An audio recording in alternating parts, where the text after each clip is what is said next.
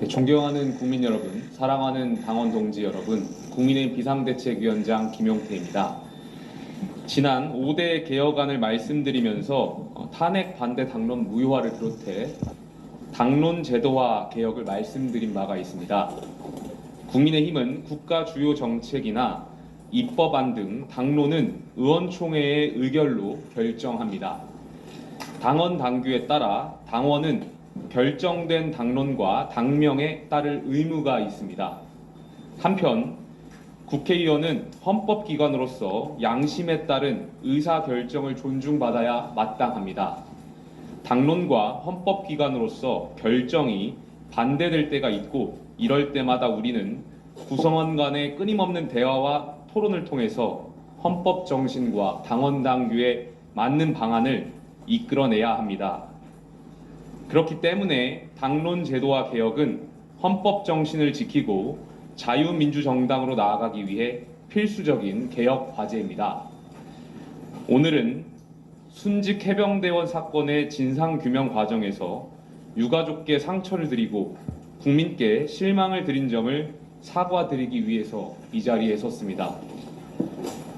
휴전 중인 대한민국에서 군인들은 국가와 국민을 지키기 위해 언제라도 작전을 수행할 준비가 되어 있습니다. 때문에 국가 공동체의 가장 소중한 자원인 군인에 대해서는 국가가 보호와 예우의 책무를 다하는 것이 마땅합니다.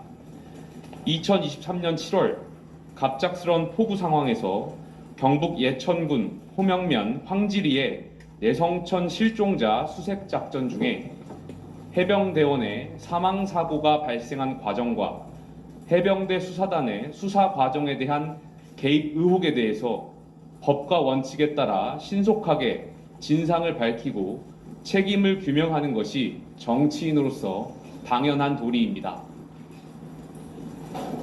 순직 해병대원 사망 사건에 대한 진실 규명의 지연과 수사 외압 의혹은 지난 22대 총선에서 국민의힘이 참패한 원인 중에 하나이기도 했습니다. 국민들께서는 억울하게 희생된 군인의 죽음이 올바르게 밝혀지길 요구하고 있었습니다.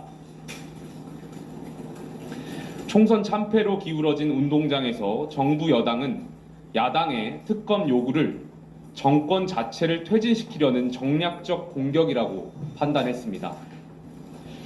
국민의힘은 공수처 수사 결과를 기다려서 수사 결과가 미진할 경우 해당 사건에 대한 특검을 검토하자는 당론을 유지하였습니다.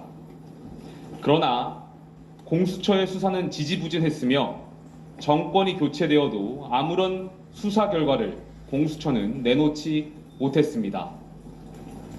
공수처가 이 사건의 진상을 제대로 밝혀내지 못했다면 국민의힘은 마땅히 유가족의 아픔과 진상규명을 원하는 국민의 마음을 헤아려서 진상을 밝혀낼 다른 방안을 검토했었어야 합니다. 정권이 교체된 후 여당이 발의한 특검에 대해서도 국민의힘은 지난 6월 당론 변경 절차를 관철하지 못했습니다. 진상규명을 밝히겠다고 약속한 저조차도 비대위원장으로서 당론에 따라 표결에 참여하지 않았습니다. 이에 대해 유가족과 국민께 진심으로 사과드립니다. 비록 국민의힘이 당론으로 반대했던 특검이지만 특검을 통해서라도 이 사건의 진실이 명명백백히 밝혀져서 순직 해병대원이 편안히 영면하고 수사 과정에 참여했던 박정훈 대령 역시 군인의 명예를 회복할 수 있기를 바랍니다. 또한 이 사건을 포함해서 지난 정권 시기 국민의힘에서 논의된 당론 제도에 대해 근본적인 성찰이 이루어지길 바랍니다. 당론을 정할 때 권력자에 종속되지 않고 첫 번째, 당원 주권, 두 번째, 유권자 지향, 세 번째, 국회의원 자율성이라는 세 가지 원칙이 존중되도록 제도화되어야 합니다. 중요 현안에 대해 범지지층 여론조사와 당원 투표가 활성화되고 당론을 결정할 시에 주요한 참고가 되도록 해야 합니다. 또한 당론에 대한 국회의원의 선택권도 존중되어야 하며 당론에 대한 사후적 재평가를 통해서 국회의원의 선택이 사후적으로 재평가될 수 있어야 합니다.